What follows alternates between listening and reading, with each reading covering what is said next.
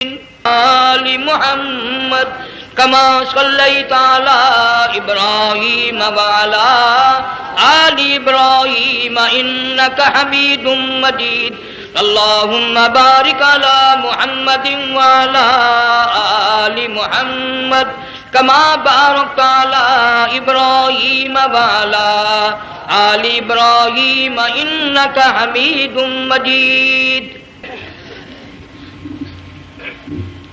حضرات علماء کرام، محترم بزرگوں، عزیز دوستو،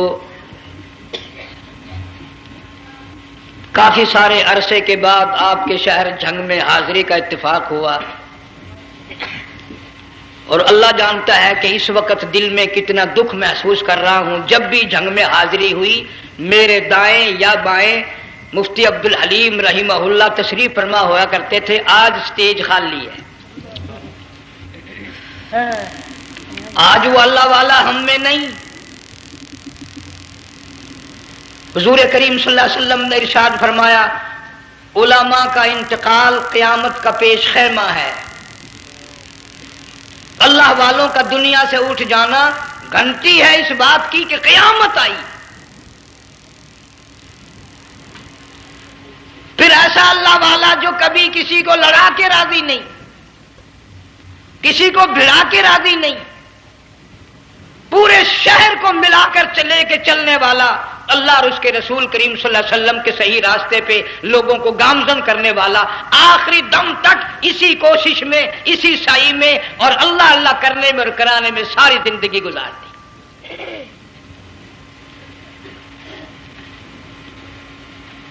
سارا شہر جنگ مل کر، سارے علماء مل کر کوشش کریں، مفتی عبدالحلیم کو نہیں لا سکتے، یہ خلا پورا ہونے والا نہیں۔ پھر ساتھ ساتھ مولانا صوفی محمد یار صاحب سب قید رحمہ اللہ، وہ بھی اس دنیا فانی سے رخصت فرما گئے، ایک اچھے خاصے طبقے کو وہ بھی داغ مفارقت دے گئے۔ اور قریب ہی کے زمانے میں سرگود شہر میں مفتی احمد سعید صاحب رحمہ اللہ وہ بھی رخصت ہو گئے۔ تو یقین جانو ان حضرات کا دنیا سے اٹھنا اس بات کی علامت ہے کہ ملک میں کچھ نہ کچھ ہونے والا ہے۔ جب آگ لگتی ہے، طوفان آتا ہے، بارش آتی ہے، عورت اپنے بچوں کو تلاش کرتی ہے، ادھر آ جاؤ، بارش آ گئی، آگ لگ گئی، اللہ پاک بھی اپنوں کو پہلے بلا رہا ہے، یہاں کچھ ہونے والا ہے، تم پہلے ہی آ جاؤ۔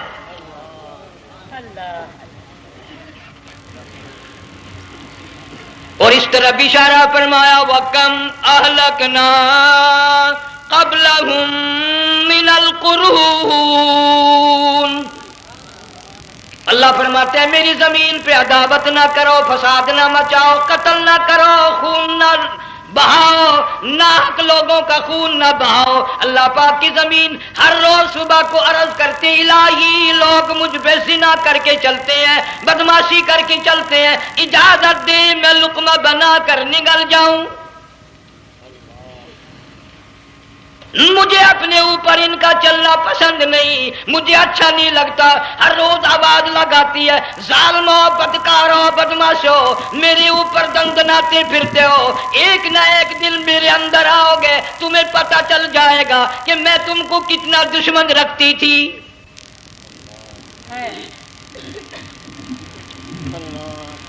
آج لوگ آزاد ہو گئے، جو کسی کی سمجھ میں آتا ہے وہی بکتا ہے، جو سمجھ میں آتا ہے وہی کرتا ہے، نہ کوئی راہ متعین رہی، نہ کوئی مسلک رہا، نہ کوئی بات رہی۔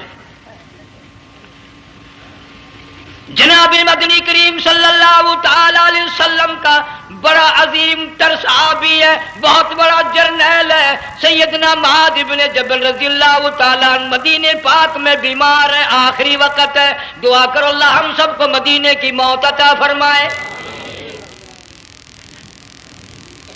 بہت جلیل القدر صحابی ہے۔ علماء کرام نے لکھا ہے کہ جب موت کا وقت بالکل قریب آیا، معاذ بن جبل رضی اللہ تعالی عنہ نے رونا شروع کر دیا، رونے لگ گئے۔ علماء نے لکھا ہے اس وقت بھی مدینے پاک میں اب تک بھی یہ رواج ہے، جب کسی پہ نزع طاری ہو، سکرات طاری ہو، موت قریب ہو، جتنے پاس بیٹھے کھڑے ہوتے ہیں سارے اللہ کے قرآن کی تلاوت کرتے ہیں۔ صحابہ کرام آخری وقت میں قرآن مجید کی ہر وقت تلاوت کیا کرتے تھے، اس لیے حضور کریم صلی اللہ علیہ وسلم نے فرمایا قیامت کا دن ہوگا، اللہ پاک اعلان فرمائیں گے قرآن والے آگے آ جائیں۔ عرض کیا جائے گا قرآن والوں سے کون مراد ہے؟ حق تعالیٰ جل شانہ فرمائیں گے میں قرآن والا اس کو کہتا ہوں جو میرے قرآن سے عشق رکھتا تھا، پیار کرتا تھا، محبت کرتا تھا، اتنا پیار تھا آخری وقت تھا، ادھر موت کا جھٹکا لگا، ادھر میرا بندہ قرآن پڑھ رہا تھا، آج بھی اپنی قبر سے اٹھا، میرا قرآن پڑھتا ہوا اٹھا، تم میدان حشر کا چکر لگاؤ، آج بھی ان کے منہ سے کستوری کی خوشبو آ رہی ہے۔ معاذ بن جبل رضی اللہ تعالیٰ عنہ قرآن مجید کی تلاوت فرماتے فرماتے رونے لگ گئے۔ کسی صحابی نے کہہ دیا موت سے ڈر کے رو رہے ہو، موت سے ڈر گئے؟ فرمایا نہیں۔ پھر کیوں روئے؟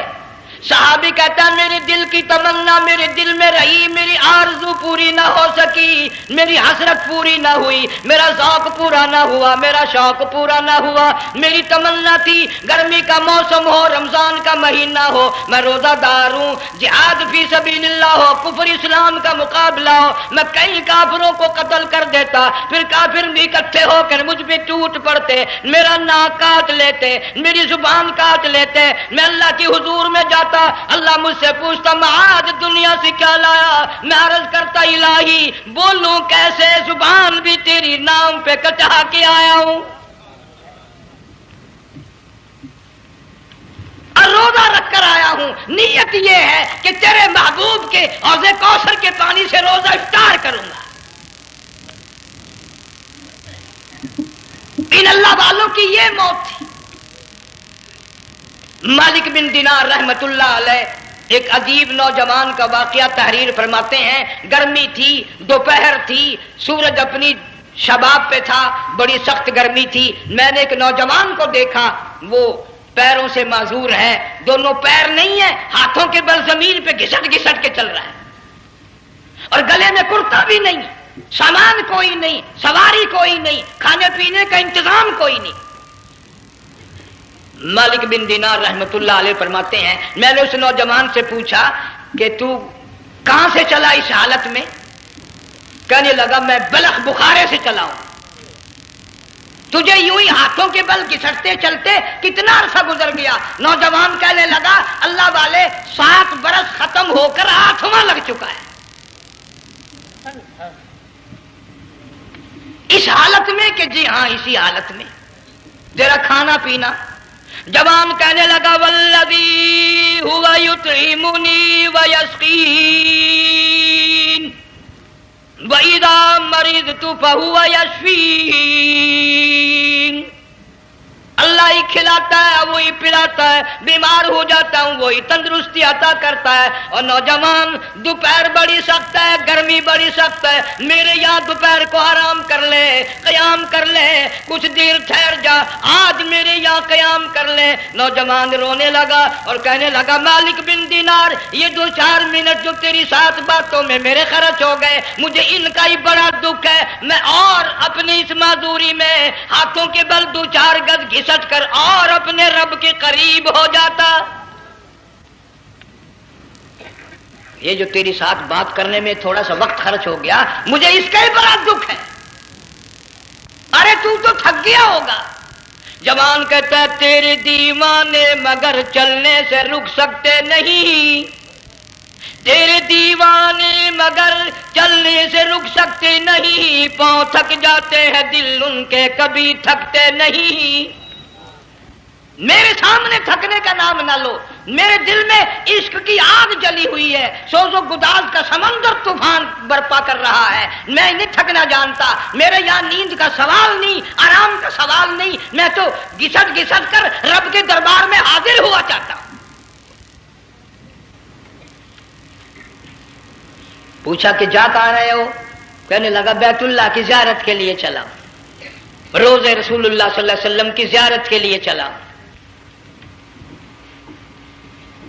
کھانا پینا کچھ نہیں کہ نہیں، بس کہ منتظر ہوں اس گھڑی کا کہ کب وہ وقت آئے اور کب میں جا کر یوں کہوں کہ اے مدینے کی مہاجر سبز گنبد کے مکی، اے مدینے کے مہاجر سبز گنبد کی مکی، عرش ہے تیرے قدم کے فیض سے یہ سرزمین۔ کب وہ وقت آئے، کب میں مدینے کی گلیوں کو دیکھوں، کب آب و ہوا کو دیکھوں، کب مدینے کی بہاروں کو دیکھوں، کب گنبد خضرا پہ میری نگاہ پڑے، میرے دل کی تسلی ہو جائے۔ عاشق لوگ یوں ہی کیا کرتے ہیں۔ دیہات کی ایک عورت آئی رسول اکرم صلی اللہ علیہ وسلم کی وفات شریف کے بعد اور آ کے کہنے لگی بہن عائشہ رضی اللہ تعالیٰ عنہا، میں نے سنا ہے سرکار کی وفات شریف ہو گئی، کیا کہاں دفن کیا کہ اس حجرے میں؟ کہنے لگی مجھے دروازہ کھول کر قبر کی زیارت تو کرا دے۔ عورت صاحب دیہات کی رہنے والی چوکھٹ پہ کھڑی ہو کے کہنے لگی آقا جب بھی آتی تھی زبان تیری ہوتی تھی، قرآن خدا کا سنتی تھی، مسائل پوچھتی تھی، زیارت کرتی تھی، اب یہ زندگی اچھی نہیں لگتی، میں تیرے قدموں میں مرنا چاہتی ہوں۔ علماء نے لکھا ہے ایک چیخ ماری چوکھٹ پہ گر کر جان دے دی۔ سبحان اللہ۔ مالک بن دینار رحمت اللہ علیہ فرماتے میں بھی اس سال حج کے لیے گیا، مینا میں نے دیکھا کہ بڑا مجمع لگا ہوا ہے ایک جگہ، تو میں بھی گیا کہ یہ لوگ کیوں اکٹھے ہیں۔ میں نے لوگوں میں سے جھانک کر دیکھا تو وہی نوجوان بیٹھا ہے جس کو میں نے دوپہر کے وقت دیکھا تھا، وہی حالت ہے، گلے میں کرتا نہیں، گٹھڑی نہیں، ٹھیلا نہیں، سامان نہیں، اور رو رو کے یوں کہتا مولا آج کسی نے دمبی کی قربانی دی، کسی نے بکری کی قربانی دی، کسی نے اونٹ کی قربانی دی، کسی نے گائے کی قربانی دی، میں فقیر ہوں، میں مسکین ہوں، میں بالکل مفلس اور نادار ہوں، میرے پاس تو یہ میری جان ہے، میں اس کی قربانی دیا چاہتا ہوں، قبول فرما۔ ہزاروں لاکھوں لوگوں کے سامنے ایک چیخ ماری اور مینا میں جان دے دی۔ اس حالت میں ان اللہ والوں کا آخری وقت آتا ہے۔ ایک ہم لوگ مرتے ہیں ایکسیڈنٹوں میں، سڑکوں پہ، ادھر موت کا جھٹکا لگ رہا، ادھر منہ میں کنجری کا گانا۔ ارشاد فرمایا مدنی کریم صلی اللہ تعالی علیہ وسلم نے سیاتی علی الناس زمان، اور لوگوں میری امت میں ایک وقت ایسا آئے گا لوگ اتنے برباد ہو جائیں گے، صبح کو آدمی مومن مسلمان ہوگا، شام کو موت آئی تو جنازہ کافر کا اٹھ رہا ہوگا۔ گھروں میں، محلوں میں آج موت آتی ہے، کنجری کا گانا منہ میں ہوتا ہے، ادھر دم نکل رہا ہے، ادھر کنجری کا گانا کانوں میں آواز آ رہی ہے، میت کو غسل دیا جا رہا ہے، کنجری کی آواز آ رہی ہے، جنازہ اٹھا کر لے جا رہے ہیں، کنجری کی آواز آ رہی ہے، قبر میں میت اتاری جا رہی ہے، کنجری کی آواز آ رہی ہے، قبر پہ مٹی ڈالی جا رہی ہے، کنجری کی آواز آ رہی ہے۔ اس ماحول میں، اس معاشرے میں ہم کس طرح ایمان اور یقین اور ایمان ساتھ لے کر مریں گے؟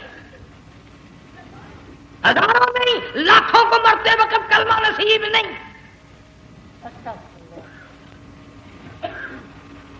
قسم دے کر پوچھو ماں مر رہی ہے کلمہ منہ سے نہ نکلا، باپ مر گیا منہ سے کلمہ نہیں نکلا، بیگم صاحبہ چل بسی منہ سے کلمہ نہیں نکلا۔ ہزاروں چلے گئے اور اپنے جانے کا پھر بھی یقین نہ آیا۔ تم نے کبھی سوچا تک نہیں، خیال تک نہیں کیا۔ ارشاد فرمایا مدنی کریم صلی اللہ تعالی علیہ وسلم نے اور لوگوں ابو ہریرہ رضی اللہ تعالیٰ عنہ سے پوچھا تو کیوں رویا؟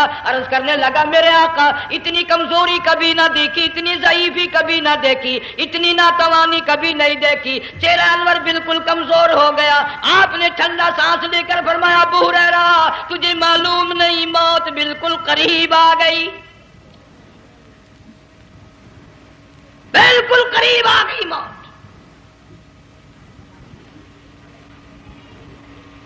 تیری ایک انگلی پکڑ کر اگر کوئی مروڑ دے کتنا دکھ ہوگا، درد ہوگا، ہائے ہائے ہائے۔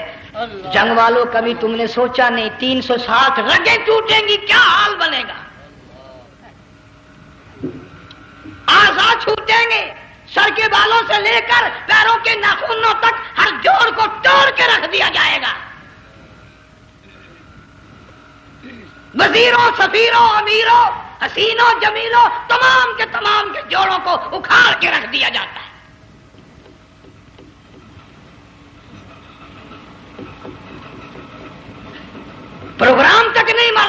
واقعہ یہ دنیا کسی کی نہ بنی، قبر میں آخر جانا ہی جانا ہے۔ علماء کرام نے لکھا ہے کہ حضرت عیسیٰ علیہ السلام کے پاس لوگ آئے اور کہنے لگے نئی نئی قبروں سے مردے زندہ کر کے دکھاتے ہو، آؤ ہم ایک پرانی قبر پہ لے کے چلتے ہیں، مردہ زندہ کر کے دکھاؤ۔ عیسیٰ علیہ السلام تشریف لے گئے، فرمایا قم باذن اللہ، ایک نوجوان زندہ ہو کر قبر سے نکل کر سامنے آ کر کھڑا ہو گیا۔ عیسیٰ علیہ السلام نے پوچھا تو کون ہے؟ وہ کہنے لگا میرا نام سام ہے، میں حضرت نوح علیہ السلام کا بیٹا ہوں۔ تو پیغمبر کا دماغ تو پیغمبر کا ہوتا ہے نا۔ فرمایا تجھے تو بڑا عرصہ قبر میں گزر گیا، کتنے ہزار سال قبر میں گزر گئے؟ کہ جی ہاں۔ عیسیٰ علیہ السلام نے فرمایا یار ملاقات تو اللہ نے کرائی دی، قبر کا کچھ حال تو بتا، کیا بنتی ہے؟ قبر کا کچھ ماحول بتا، قبر کی خبر بتا۔ علماء کرام نے لکھا وہ نوجوان رونے لگا اور کہنے لگا عیسیٰ علیہ السلام تو قبر کی خبر پوچھتا ہے، قبر کا حال پوچھتا ہے، قبر کا ماحول پوچھتا ہے، قبر کا معاملہ مجھ سے پوچھتے ہو، آپ مجھ سے پہلے یوں کہ یہ کیوں نہیں پوچھتے کہ موت کا جھٹکا کتنا شدید ہے؟ نوجوان رو کے کہنے لگا عیسیٰ علیہ السلام کتنے ہزار سال میری موت کو گزر گئے، پر مالک کائنات کی قسم آج تک میرا منہ کڑوا ہے۔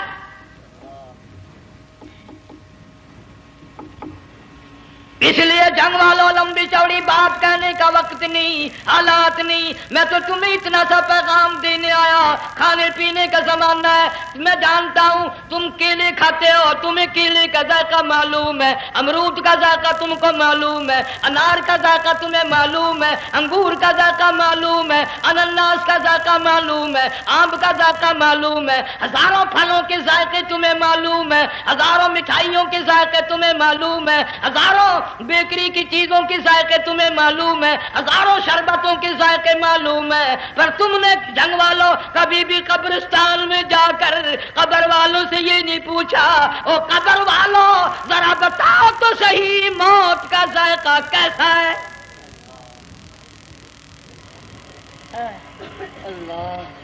تم نے چکھا نہیں، جنہوں نے چکھا وہ بتانے نہ آئے کیسا ذائقہ ہے۔ اس لیے قرآن کہتا کلا اذا بلغت التراقی وقیل من راق وظن انہ الفراق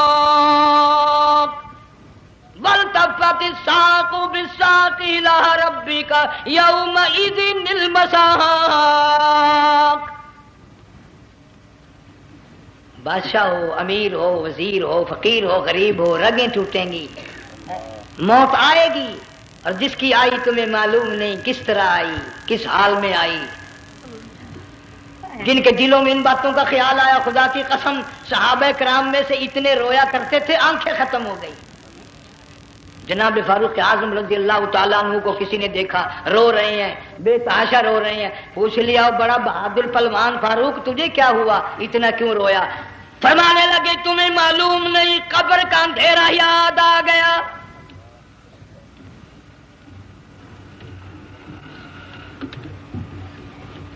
1,29,000 صحابہ کرام اس آخرت کے لیے قربانیاں دیتے آئے، اولاد کی قربانی دی، مال کی قربانی دی، جان کی قربانی دی، جو کرنا پڑا وہ کر گزرے، لیکن محمد عربی صلی اللہ علیہ وسلم کا دامن نہ چھوڑا۔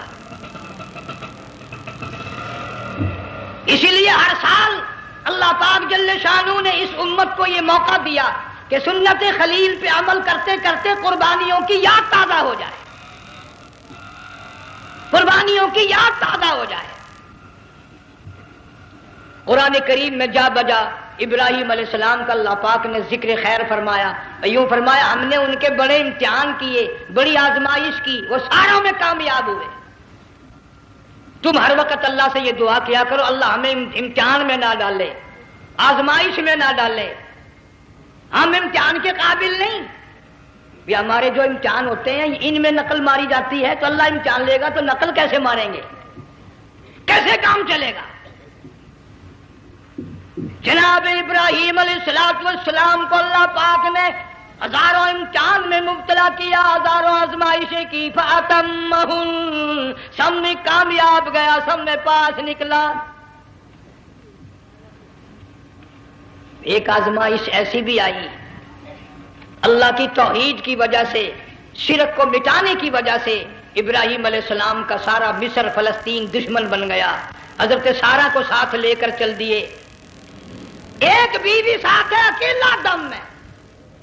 یہاں تو لوگ محلوں میں شہروں میں کہتے ہیں جی میں اکیلا ہی ہوں، میں کیا کروں؟ اگر خلیل کہتا کہ میں اکیلا ہوں تو آج قرآن میں اس کا ذکر خیر کیسے ہوتا؟ پرواہ نہ کی، وہ کہتا میرے لیے میرا اللہ کافی ہے۔ کون کہتا ہے میں اکیلا ہوں؟ میری ساتھ تو اللہ ہے۔ مصر سے گزرنے لگے، بادشاہ کے ملازموں نے بادشاہ کو جا کے بتایا بڑی خوبصورت عورت گزر رہی ہے تیرے حلقے سے، بہت بڑی خوبصورت عورت ہے۔ کہ ملازم پکڑ کے لے کے چلے تو عورت ذات حضرت سارہ رونے لگ گئی، خلیل میرا کیا بنے گا؟ پیغمبر کو اللہ کی ذات پر بڑا یقین ہوتا ہے، فرمایا پرواہ نہ کر، میری آبرو میرے مولا کی آبرو ہے، چاہے جہاں چلی جا میری عزت کی حفاظت میرا اللہ کرے گا۔ فرمایا فاللہ خیر حافظا وہو ارحم الراحمین،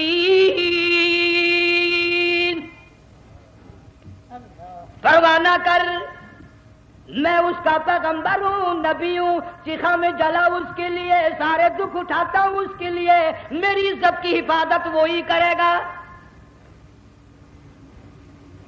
محل میں جا کر حضرت سارہ کو بند کر دیا،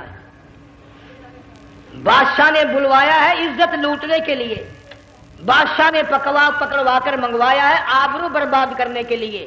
بادشاہ کا ارادہ ہے سارا کی عزت کو برباد کرنے کا، اور اللہ کا پروگرام ہے سارا ادھر آ، اس محل میں ایک معصوم بچی ہے جس کا نام ہاجرہ ہے، میں اس کو اتنا پسند کرتا ہوں، اللہ فرماتے ہیں اس کے پیٹ سے اسماعیل ذبیح اللہ کو پیدا کرنا چاہتا ہوں، اس کی نسل سے حبیب اللہ کو لانا چاہتا ہوں۔ آج تک کسی کی انگلی اس کی طرف نہیں اٹھی، سارا محل میں آؤ، اس کو آ کر ساتھ لے جاؤ تاکہ میرے ذبیح اللہ کی پیدائش کا معاملہ بن جائے۔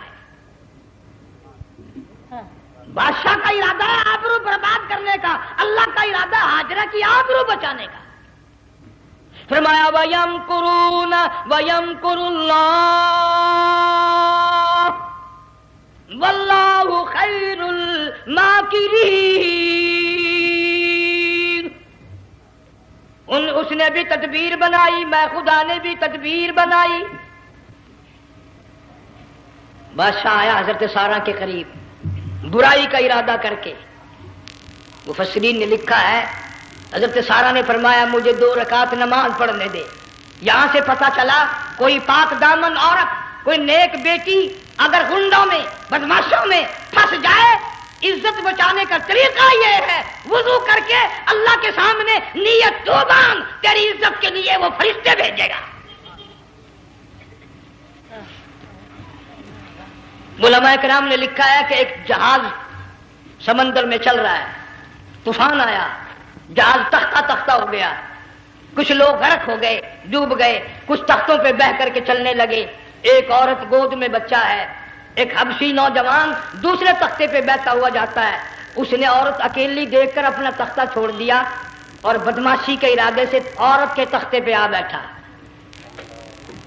تم جنگ والے سوچ رہے ہوگے کہ ڈوبتے وقت بھی باز نہ آئے، یہ سیلاب آتے ہیں لوگ بدماشیوں سے باز آئے؟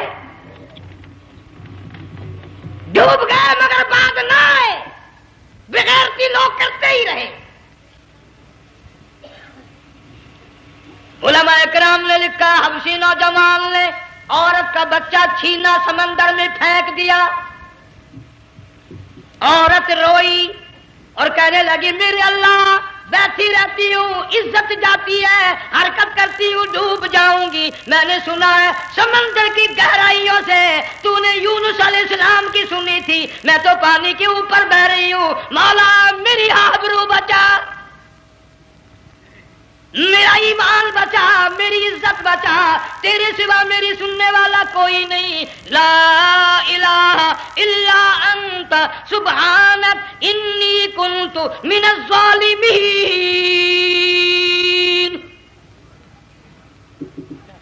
علماء نے لکھا ہے کہ ایک گردن سی نمودار ہوئی پانی میں سے اور حبشی نوجوان کو ایک ہی لقمہ بنا کر لے گئی. وہ تو ہر جگہ سنتا ہے، پکارنے والا بے بس بے کس ہو کر جب اس کو پکارتا ہے وہ ہر جگہ انداز پہنچاتا ہے، وہ ہے جو موجود ہر جگہ. عورت بہتی بہتی کنارے جا لگی، ایک جہاز قریب آیا، دوپٹے کا اشارہ کر کے اس کو بلایا. جہاز میں جب سوار ہوئی تو دیکھتی کیا ہے، ایک نوجوان کی گود میں اس کا وہ بچہ جو سمندر میں پھینک دیا تھا بیٹھا ہوا کھیل رہا ہے. ٹوٹ پڑی، میرا بچہ ہے. لوگوں نے کہا تیرا کہاں سے آیا؟ ماجرا سنایا، اس طرح ہوا. جہاز کے کپتان نے کہا ہم جہاز لے کر آ رہے تھے، غیب سے آواز آئی جہاز ادھر کو لے آؤ ورنہ ڈبو دیے جاؤ گے.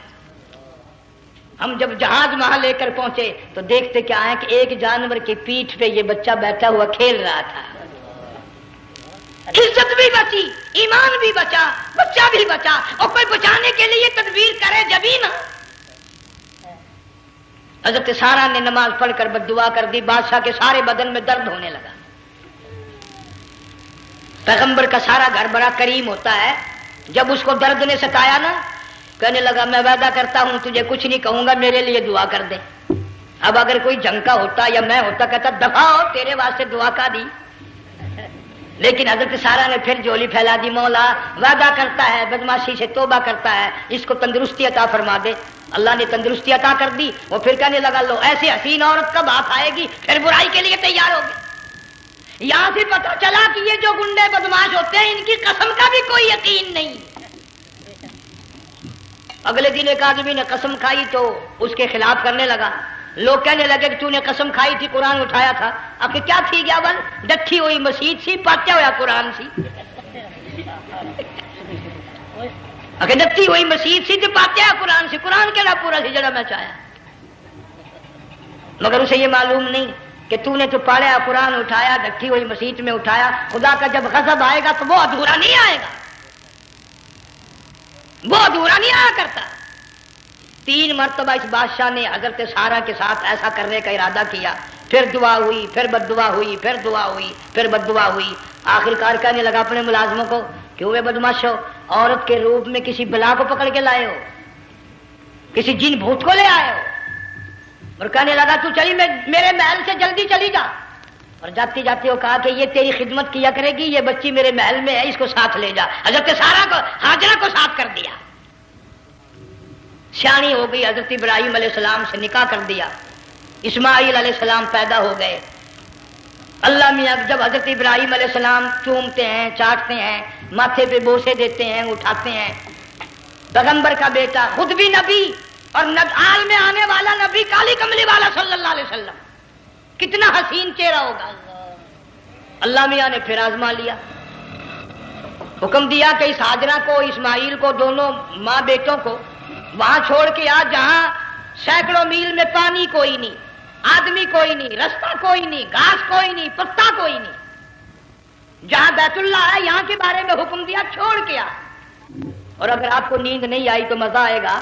اللہ نے یہ فرما دیا، بتانا نہیں ہے کہ میں نے حکم دیا ہے. خدا حافظ نبی نہیں کہتا اپنی بیوی کو. آج لوگ ہر بات میں کہہ دیتے ہیں ہمارے پیروں کو پتا کل کو کیا ہوگا، ہمارے فقیروں کو پتا ہے پرسوں کیا ہوگا. وہ بڑی مدت کی بات ہے، یہی موسم تھا، چماسا گرمی تھی. انارکلی لاہور سے ہم کئی ساتھی گزر رہے تھے، فٹ پاتھ پہ بیٹھا ہے ایک ملنگ، چاروں طرف لوگ کھڑے، بڑا مجمع. کافی دنوں کی تو بات ہو گئی. ہاتھوں کی لکیر دیکھ کر لوگوں کی تقدیر بتا رہا تھا. کسی کو کہتا تھا تجھے بڑی اونچی پوسٹ ملے گی، کسی کو کہتا تھا تیری شادی بڑی فرسٹ کلاس لیڈی سے ہوگی. وہ بابو تو کوڈا ہی ہو جاتا تھا، لیڈیوں پہ بڑے مرائے یہ لیڈے. کوئی کام نہیں، رات دن بس لیڈیوں کے پیچھے ہی پھرنا ہے. میں نے اپنے ساتھیوں سے کہا، میں نے کہا میں بھی تقدیر پوچھتا ہوں اپنی. کہنے لگے شرارت ہو جائے گی. میں نے کہا ساری دنیا پر ہاتھ دکھا رہی ہے، کوئی شرارت نہیں، میرے ہاتھ میں شرارت ہے.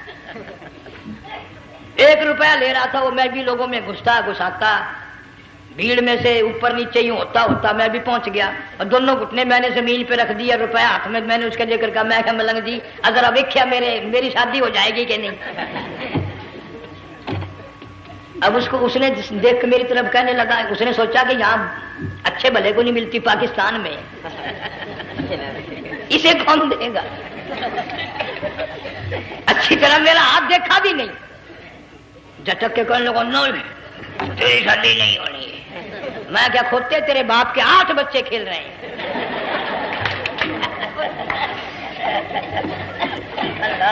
یوں ہی عقیدے بگڑ جاتے ہیں لوگ۔ ہمارے پیر کو پتا، فقیر کو پتا، کسی کو پتا نہیں ہے، کوئی نہیں جانتا۔ فرمایا وما تدری نفس ماذا تکسب غدا، کوئی نہیں جانتا کل کیا ہو جائے گا۔ وما تدری نفس بأی ارض تموت، کوئی نہیں جانتا زمین کے کس ٹکڑے پہ موت آئے گی۔ ان اللہ علیم خبیر، ایک اللہ کی ذات جانتی ہے۔ حضرت ہاجرہ اسماعیل علیہ السلام کو چھوڑ کر چل دیے، نہ خدا حافظ کہا، نہ کوئی تسلی دی، تھوڑی سی کھجوریں، تھوڑا سا پانی، ختم ہو گیا۔ ابراہیم علیہ السلام جب دور نکل گئے تو حضرت ہاجرہ نے دیکھا یہ تو چلے گئے، کھڑی ہو کر آواز دی، اے میرے ابراہیم۔ مڑ کر نہیں دیکھتے۔ جنگ والوں، اللہ کا پیغمبر اللہ کی اجازت کے بغیر اپنی بیوی کی طرف نہیں دیکھتا، گھر والی کی طرف نظر اٹھا کر نہیں دیکھتا۔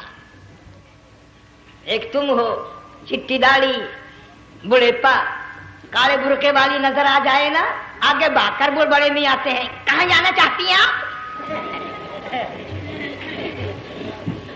تیری ماں لگتی ہے آپ چلی جائے، تو یہ کیا ہوا؟ یہ کالے برقعے پہ مرتے مرتے مرتے مرتے مر ہی گئے۔ ایسا عجیب تماشا۔ وہ لاہور پلیٹ فارم پر پھر رہی تھی نا ایک لیڈی برقع اوڑے، آ گیا ایک لیڈا، کہنے لگا سیب نہ پلاؤں، نے کہا لے آئے، نے کہا واہ واہ کام بن گیا، اسے وہ نپ لے آیا۔ تھوڑی دیر کے بعد کہنے لگا میرے خیال میں پھینٹا بھی ہو جائے، نے کہا لے آئے، نے کہا سبحان اللہ پکا کام ہو گیا۔ اسے منپ بھی پی لی، پھینٹا بھی ڈکار گئی۔ تھوڑی سی دیر کے بعد کہنے لگا سیب لے آؤں،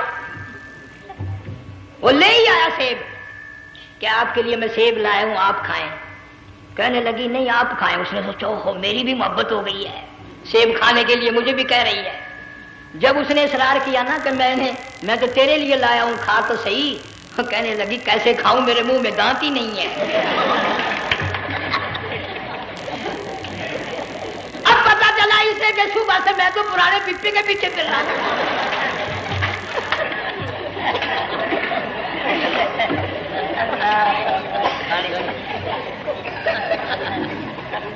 صرف برقع دیکھا چل دی۔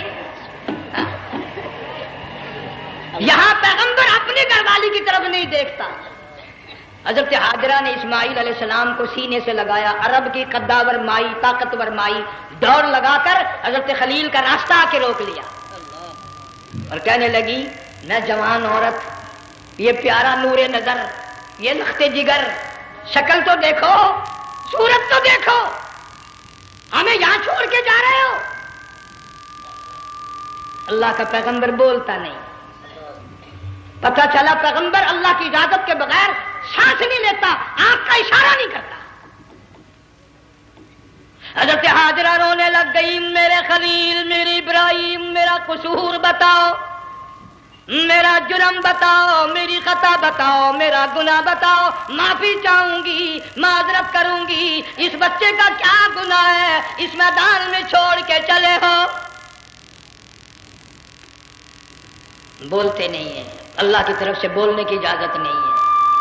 حضرت ہاجرہ نے خود ہی قیاس لگایا، سوچتی ہیں پیغمبر تو کسی پہ ظلم نہیں کرتا۔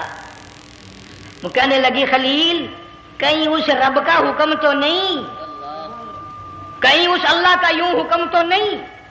جنگ کے لوگوں اگر خلیل ہاں کہہ دیتا تو کیا حرج تھا؟ ہاں نہیں کہتا، اجازت نہیں، تاکہ ہاجرہ کے یقین ایمان کا امتحان مکمل ہو۔ مفسرین نے لکھا ہے کہ حضرت ابراہیم علیہ السلام نے سر کا یوں اشارہ کیا، بس ذرا سا ہاں، پھر عورت کا ایمان دیکھ، یقین دیکھ، یہیں نہ بیٹھی، دوڑ کے وہاں گئی یا جہاں پہلے بٹھا کر آئے تھے، اور کہنے لگی ابراہیم جاؤ، میں جانوں میرا رب جانے، پرواہ نہیں۔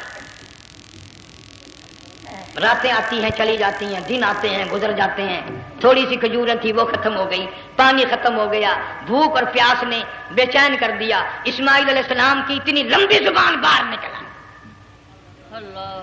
دو پتھر کھڑے کر کے اوپر ایک پتھر رکھ کر چھاؤں بنائی، اس کے نیچے لٹا دیا، اور پھر چکر لگایا، کبھی صفا پہاڑی پہ چڑھتی ہے، کبھی مروہ پہاڑی پہ چڑھتی ہے، کبھی اترتی ہے، اور ڈھلوان میں سے بھاگ کر چلتی ہے جب اپنا بچہ نظر نہیں آتا۔ سارے کہہ دو اللہ بڑا بے نیاز ہے، اللہ بڑا، زور سے کہو اللہ بڑا۔ کسی کے 500 سال کے سجدے رد، کسی کی ہزاروں سخاوت صدقات رد، کسی کی چال منظور، کسی کی رفتار منظور، کسی کی ٹور منظور۔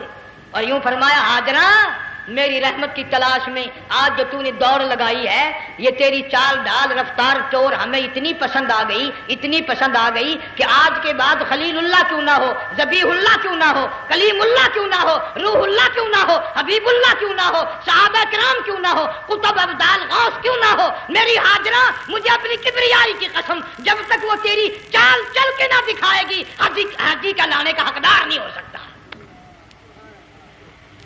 تیری رفتار اسے چلنی پڑے گی۔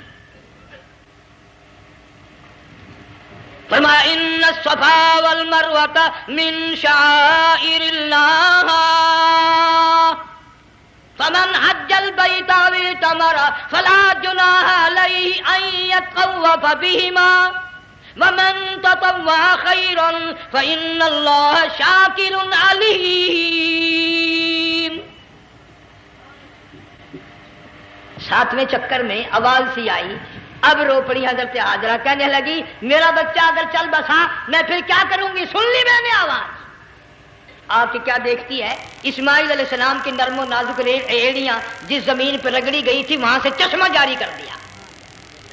حضرت ہاجرہ نے پی لیا، بھوک بھی ختم ہو گئی، پیاس بھی ختم ہو گئی، بچے کو بھی پلایا۔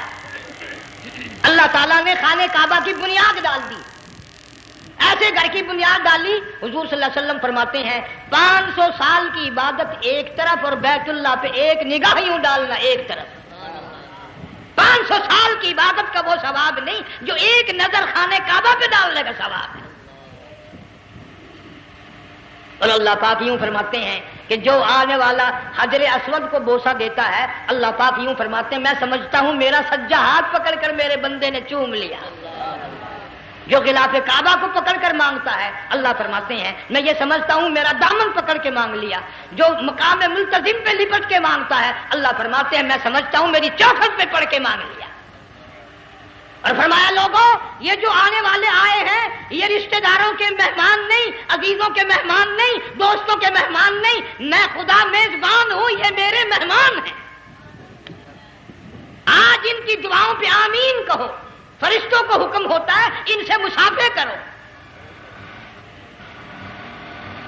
مگر اللہ تعالیٰ سب کو توفیق دے کہ حج مکمل کر کے آئیں اور سب کا حج قبول فرمائے۔ میرے علاقے میں کئی سالوں کی بات ہے پرانی، جب کوئی حاجی تھا، ایک آدمی حج کر کے آیا، میں دوپہر کو اس کو ملنے گیا تو زور کی نماز کا وقت آیا، میں اٹھ کے چلا گیا نماز پڑھنے۔ پھر عصر کی نماز کا وقت آیا، میں اٹھا اور نماز پڑھ کے آ گیا۔ میں نے اس حاجی کے لڑکے سے پوچھا، میں نے کہا حاجی صاحب نے نماز یہیں پڑھی؟ تو کہنے لگا جی ابھی شروع نہیں کی، سفر کے تھکے ہوئے ہیں نا، 2-4 دن کے بعد شروع کریں گے۔ شکر ہے پہلے لوگ جھوٹ نہیں بولا کرتے تھے، ہاں آج کل کا ہوتا ہے نا تو وہ کہہ دیتا ہے جی یہ تو کئی وقت کی کچھی پڑھ کر بیٹھے ہیں۔ تو پھر مولوی تھا نا، میں بیٹھ گیا حاجی کے پاس، باتوں میں اس کو لے آیا، یہی میں نے کہا حاجی صاحب نماز نہیں پڑھی؟ کہنے لگا آپ ہی لوگوں سے سنا ہے کہ بیت اللہ میں جو ایک نماز پڑھے 1,00,000 کا ثواب ملتا ہے، مسجد نبی میں جو ایک نماز پڑھے 50,000 کا ثواب ملتا ہے۔ 4 مہینے پڑھ کے آیا، وہ حساب لگا لو۔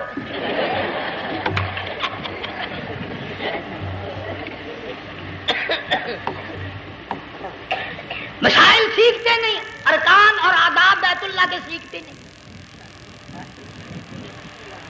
ڈی سی کے دفتر میں اگر جانا ہو کئیوں سے پوچھے کیسا جاؤں، کس طرح درخواست دوں، کیسے کہوں، کیسے کھڑا ہوں، کیسے بیٹھوں، کیا عرض کروں، اور اللہ کے دربار میں ہم جاتے ہیں اور سیکھ کرنے جاتے ہیں، یہ خوف نہیں کہ اگر بے ادبی ہوگی تو مارا جاؤں گا۔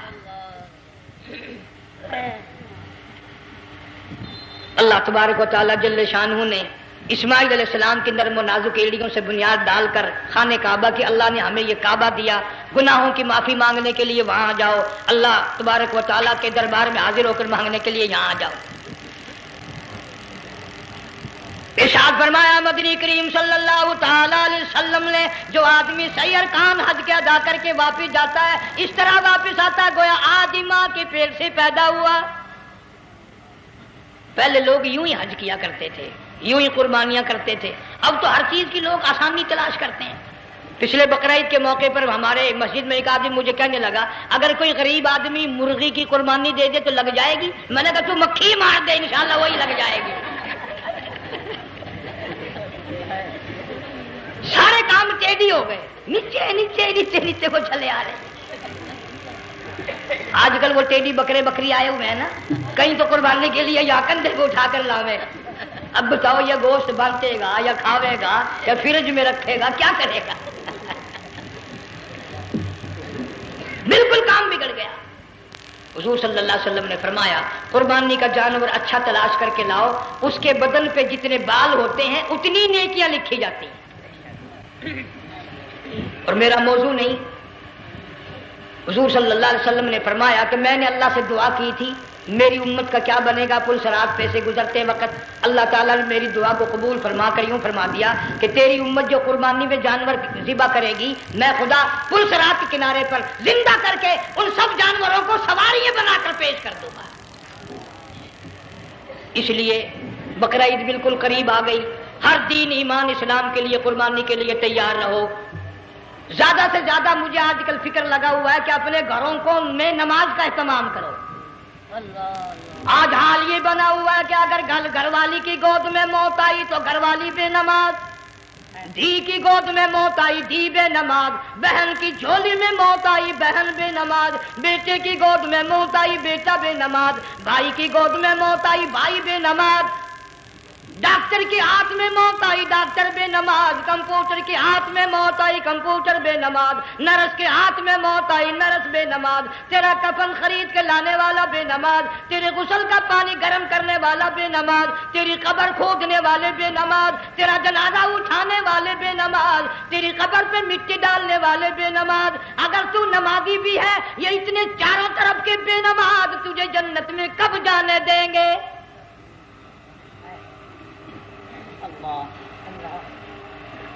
اس بچی کا فکر کیوں نہیں کرتا؟